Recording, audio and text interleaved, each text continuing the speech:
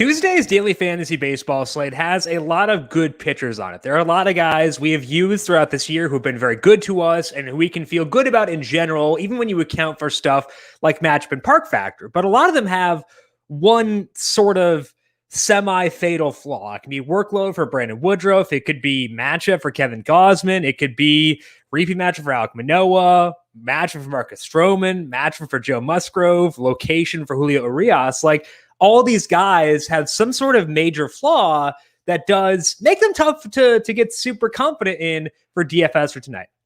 Our job is to decide how big those red flags are and whether or not we can still use these players despite those drawbacks. That's what we're going to try to do for today. So let's dive on in and get you set for Tuesday night. Welcome on into the solo shot. That's right here on the FanDuel Podcast Network and numberFire.com. My name is Jim Sanas. I am a senior writer and analyst for numberFire.com, here to break down Tuesday's 11-game main slate with lock set for 7:05 for tonight. There is only one weather note for today, and it is a bummer. It is in Chicago at Wrigley Field. For the Cubs and Twins, winds are blowing in from left at 15 miles per hour, which means we get a massive downgrade here for both offenses. I was super into the Cubs before I saw this forecast. I had to scratch them out of the stacking section because it ain't great when winds are in at 15 miles per hour at Wrigley Field. So I still think we can consider them. We'll talk about them and things to watch, but it is a massive downgrade for that Cubs offense. Still, we do have some good stacks available for today, including one that I think will fly under the radar, but I do like quite a bit. We'll talk about that in pitching in just 1 second. But first, the biggest game of week 3 is the Monday night matchup between the Philadelphia Eagles and the Dallas Cowboys. FanDuel is making it even bigger by giving new customers 30-1 odds on either team to win. FanDuel is sports betting made simple, and they're always hooking you up with great offers. Plus, when you win, you'll get paid in as little as 24 hours. Download the FanDuel Sportsbook today and bet on the most anticipated matchup of the week. See for yourself why FanDuel is America's #1 sportsbook. Must be 21 plus and present in Arizona, Colorado, Iowa, Illinois, Indiana, New Jersey, Pennsylvania, Tennessee, Virginia, or West Virginia. New users only, $10 first deposit required. Must wager in designated offer market. Max bonus $150. See full terms at sportsbook.fanduel.com. Restrictions apply. Gambling problem? Call 1-800-GAMBLER or visit fanduel.com/RG. In Indiana, 1-800-9-WITH-IT. In Tennessee, call the red line at 1-800-889-9789. In West Virginia, visit 1-800-GAMBLER.net. or call 1-800-NEXT-STEP or text NEXT STEP to 53342 in Arizona. Pitching preview for this Tuesday main slate. Brandon Woodruff is the highest salaried pitcher on FanDuel, checking in at $10,200, followed by Kevin Gausman at $9,900. Alek Manoah is $96,000. We have Marcus Stroman at $94,000. Joe Musgrove and Julio Urias are $9,000. Then we have Jordan Montgomery, Jose Urquidy, Eduardo Rodriguez, Antonio Senzatela, and Marco Gonzalez as the other guys at $8,000 or higher. And again, all these guys have some sort of issue, and some issues are more concerning than others. The one guy I think whose flaws I can best accept is Brandon Woodruff. So Brandon Woodruff will be at the top of my list for today. And I'm doing this knowing Woodruff is not going to go longer than 6 innings tonight. I can say that with almost certainty. He will not go longer than 6. It is a big red flag. I just don't feel good enough about any alternatives on this slate to replace him at the top of this list. It will lower my exposure to Woodruff for sure, knowing that he's not going to go longer than 6, but I still think that he's worth being the top option for today. The pitch count for Woodruff is muted because the Brewers don't have a lot to play for. They've already made the playoffs. They have been trying to save pitchers for like 2 months now because they've been so far ahead. And they've been doing that with Woodruff, specifically Freddie Peralta, obviously, but like Woodruff has been in there too. And his pitch counts has sometimes been high. He went 104 pitches 4 starts ago, went 101 2 starts ago, and actually did start the 7th inning in that game. But we've still seen Woodruff go exactly 6 innings in 4 straight games. No more, no less, no matter what his pitch count was. And I'm guessing this is intentional, which is fine. They should do that. The Brewers should be doing this in their position. But Woodruff is so good that while he's out there, we can still use him for DFS. Woodruff had 10 strikeouts in the first start of this 6-inning stretch. He had 8 in the next one, and that's largely while facing good offenses. St. Louis is not that in my eyes. They have a 93 WRC plus against righties with a 154 ISO. Woodruff has been adding more changeups over his past 8 starts, and his strikeout rate in that time is 28%.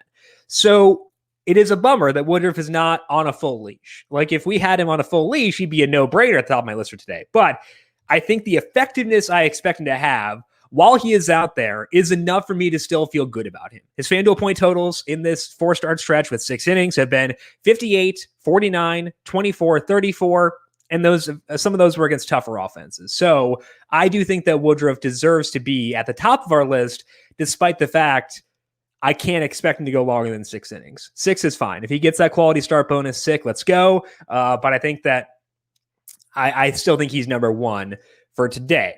Gausman, I don't like the matchup on the road facing a low strikeout team. Manoah facing the Rays for second consecutive start. Stroman facing the Red Sox. Musgrove facing the Giants. Urias at Coors Field. I think that means that our second and third pitchers will be guys who are more flawed as pitchers but are in better situations.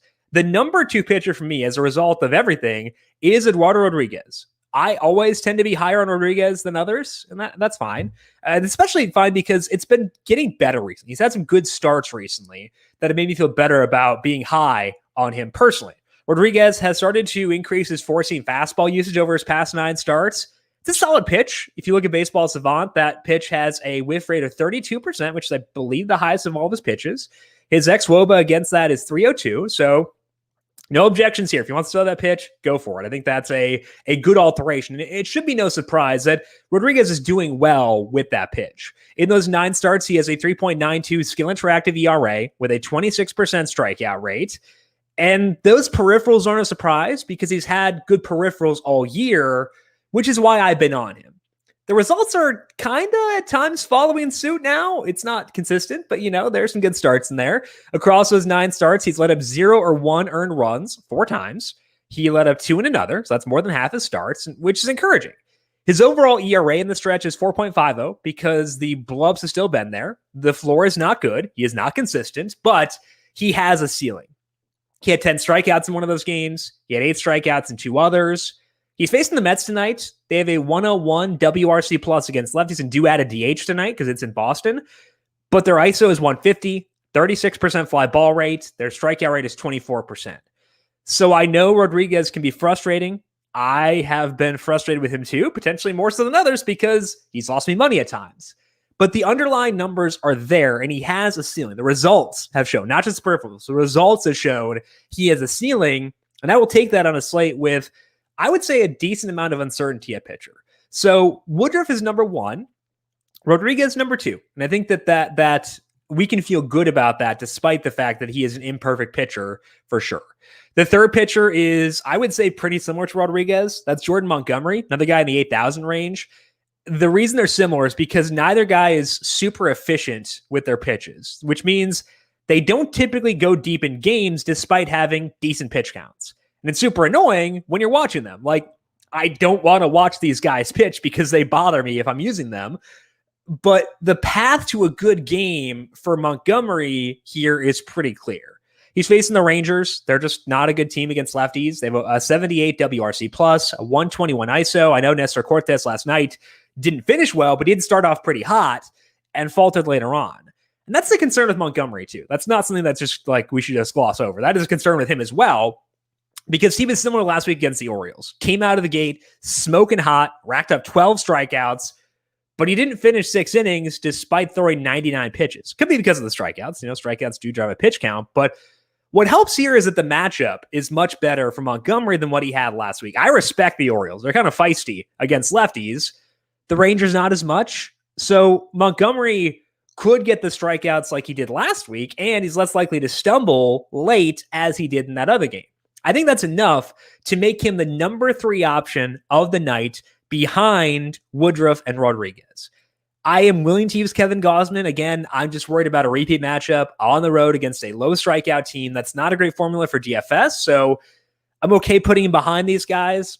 Does it worry me? Yes, because Gausman's a good pitcher, but just tough spot on the road, repeat matchup, a low strikeout team. Those are factors that do scare me away a little bit when it comes to Gausman. So for me, it is Woodruff 1, Rodriguez 2, Montgomery number 3. I'll talk about Alek Manoah in things to watch. First of all, let's talk about some stacks. And I think that Although pitching doesn't have like a no-brainer option, stacking does. And I hope you did not get sick of stacking the Phillies last week, the times we used them, because they are the top option tonight. And I think that is very clear. I like them more here than I did in any of those games last week. They're facing Chris Ellis. Ellis has made 4 starts since he got fully stretched out, and the peripherals in that time are really rough. He ranks lowest on the slate in skill interactive ERA, strikeout rate, walk rate, hard hit rate, and fly ball rate. And those are the only 5 numbers that I log on my sheet for each guy. That's not a great sign. His ERA is 2.39, but his expected ERA at Baseball Savant is 5.43, and that includes the time before he was fully stretched out. We expected this initially because when you look at Ellis' numbers in AAA, they were not elite. He had a 6.32 ERA in the minors, wasn't a big ground ball guy, didn't get that many whiffs. So I think Ellis deserves kudos for the results. Like, it takes some skill to navigate your way around some rough peripherals when you're facing the Yankees and the Blue Jays in this 4-start sample. He got around that. Kudos to him for getting his way out of trouble. But peripherals just don't give me much cause to think that will continue. I think we're going to see some pretty massive regression here. And I think that we should stack the Phillies and see if that regression comes in a bunch for tonight. We talked about the Phillies a bunch recently with talking about Harper, Herrera, Gregorius, and Miller. I think those guys are still the staples for tonight, especially because the non-Harper lefties do save you a lot of salary and can let you go nuts with your second stack for tonight. We haven't talked as much about Gene Segura or JT Realmuto. Realmuto hasn't been hitting the ball as hard recently as he was earlier on this season. Segura, the power seems to have been on the rise a bit. He had a double dong back on Saturday. No steals recently. So I think if we're looking at these two righties, I would rank Realmuto higher by a bit over Segura, but he can slide some bags. The long-term power is better for Realmuto. If I need to fill one of Segura's 8 positions that he's eligible for, basically, I'm fine plugging him in. But I think I would say Realmuto is slightly above Segura among the non-lefties. But I think if we're ranking out the stacking options for today, I think the 4 lefties deserve to be above them. Freddie Galvis also in play if he plays once again. I don't like guys batting 8th in the National League Park, but I'm still willing to go there if I really need to save some salary. So the Phillies, to me, number 1 by a wide margin in terms of stacking for today. That's the obvious one. The less obvious one, and one that I think may go a bit overlooked, and potentially for good reason, is the Blue Jays. I think we have leeway to use them from a salary perspective for today, and I don't think anyone's going to use them from a roster rate perspective. Maybe they shouldn't, but I think it's worth a shot for today. They're facing Drew Rasmussen. Rasmussen has had awesome results all year long. I've just seen some things under the hood that could lead to some issues here. And I kind of want to stack the Jays in the spot where they're unlikely to be popular. Rasmussen has made 6 longer outings for the Rays. His ERA in those is 1.33. That does include a start against Toronto last week, where he allowed no runs on just 2 hits over 5 innings. His ERA is 3.00 for the full season, too. So good results in the sample is not a surprise. It's not new. He's pitching well. But there are 2 issues with the peripherals for Rasmussen in his more recent sample when he's been stretched out. The first one is that he's letting up a lot of balls in play. His strikeout rate is 18% with a 5% walk rate, which means he's letting up a ball in play 77% of the time, and 51% of those balls in play have been hard hit. That is the second highest mark on the slate behind just Ellis. He is getting some ground balls, Rasmussen is, but the Blue Jays did loft it a bit last week. The ground ball rate there was 39%. The hard hit rate for them was 62%. They just didn't turn it into hits. They actually had as many barrels in that game as they did base hits. I'm kind of wondering how long this will last for Rasmussen. It might stick because some guys just are better than the peripherals say, and Rasmussen could be that guy, but I'm not sure if that will be the case. So if you go to the numberFire heat map, pull up the implied totals for each team, you'll see the Jays are under 4 today. This is not a spot where you want to stack the Jays if you're going based on what bookmakers are saying, but I am down to give them a swipe and see what happens. I think the Jays are going to be overlooked here on an 11-game slate, and I think that they could be interesting. So it might fail. If you're a risk-averse person, the Jays may not be your flavor for today, but I'm there. I will be stacking them for tournaments, see what happens. Not a cash game play, but I do like them for tournaments.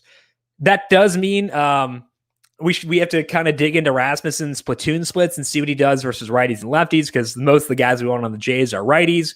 They're about even, though. Righties and lefties are. The only guy I'm not as into today is George Springer. He's not been hitting the ball super hard since he had those couple days off for his knee injury. So I will still use Springer, because I'm going to stack this team enough. I will just put Springer a bit lower on the priority list within the stack in terms of grading him relative to Semien, Bichette, Teoscar, all those guys, the secondary option behind Vlad. I think that I'll put Springer a bit lower on the list. Still using him, putting him a bit lower on the list to account for the fact that things haven't been as hot recently. The third stack for me is the Dodgers. They're at Coors Field, so I potentially should like them more, but I think that Antonio Senzatela is a good pitcher, and I want to give him that respect. Senzatela is a vet too, so he knows how to pitch Coors Field. His ERA there is 3.89, which is actually better than it is on the road. In the 5 home starts that Senzatela has made since he increased his four-seam fastball usage, he's let up 2, 4, 2, and 3 earned runs, so he's pitching well. That's why the Dodgers are not higher on this list. The reason we can still stack them is that Senzatela isn't fully a guy we need to avoid. He does let up a bunch of balls in play. He, in those 11 starts, has an 18% strikeout rate with a 4% walk rate. 44% of those balls in play have been hard hit. He just tends to keep them on the ground for the most part. He didn't do that as much against the Dodgers, though, back on August 29th, when they last faced about a month ago. In that game, the Dodgers had a 35% fly ball rate. That is one of the higher marks Senzatela has allowed in this stretch. They didn't score in 7 innings, so obviously Senzatela had their number, but they weren't totally off. They were getting some loft there. They weren't terrible. I think that's still interesting, and now they get him at Coors Field. I am not saying the Dodgers will crush him here because he's a good pitcher. I just think that there are enough signs pointing to a Dodgers stack where we can do it and still feel fine, despite the fact we regard Senzatela as being good pitchers. So I do think that the Dodgers are a team that I'm willing to stack for today, despite the fact that I do respect Senzatela. Maybe ranking them third means I'll be lower on them than the consensus, but that's fine. I'm okay with that because I do respect him a lot. I will put them there, see where I rank out relative to others, but I think that's where they belong on a slate like this. It also does help that, with the pitching sours today, we should be able to get to them pretty often. If Cody Bellinger can't go again, we could get Gavin Lux back out there at $3,100. Not the world's best hitter, but he's good enough for Coors. Chris Taylor sour is $3,500. That's low enough for me to like him as well. I don't typically get there against righties for Taylor, but more power recently. He's at Coors, $3,500. I think that the Dodgers overall are a quality stack, even if they don't check every single box for tonight. Let's move now to things to watch and talk about Manoah. I don't think I'll get there personally, despite the fact he was outstanding against this very same team last week. He had 10 strikeouts, and that could be hypocritical because I was down to use Robbie Ray last night in a repeat matchup. But Manoah, not as big of a strikeout guy as Ray is. He wasn't as elite in that first matchup as Ray was, and we saw the downsides of that with Robbie Ray last night. So not a one-to-one comp between Ray and Manoah, but I think that given everything combined, we had the wiggle room to pass over Manoah here and see how he handles a repeat matchup and buy back into him later on. I do like what he's been doing recently. Would just rather have it against a team not as powerful as the Rays are. As mentioned before, I was going to stack the Cubs tonight, but the win scared me off. They're facing Griffin Jax. He is a big fly ball guy. I want to use the top 5 batters in this order.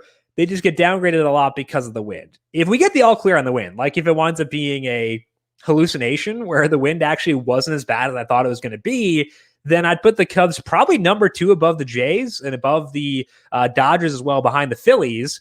But for now, they're more of another to consider. You could still potentially squeeze something out here, but they do get a pretty big downgrade given the win for today. Finally, if you do need more value and we don't get the all clear on the Cubs, I think the Brewers are in play once again tonight.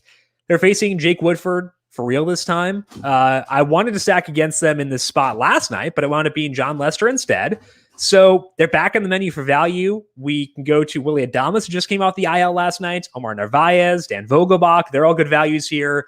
Luis Urias may not play with Adames being back, but if he does play, I'd be there for sure. I think that Urias is a really solid option. So I think overall, the Brewers very in play for value, but I prefer the Phillies over them if you're looking strictly for some salary savers for tonight. Speaking of the Phillies, let's go to our dinger calls for this Tuesday slate. Both of them are on that very same team because, again, Ellis lets up a lot of fly balls and a lot of hard contact. So the boring call, given it's the Phillies, you could probably guess. Shocker, it's Bryce Harper. Bryce Harper, my first home run pick for today.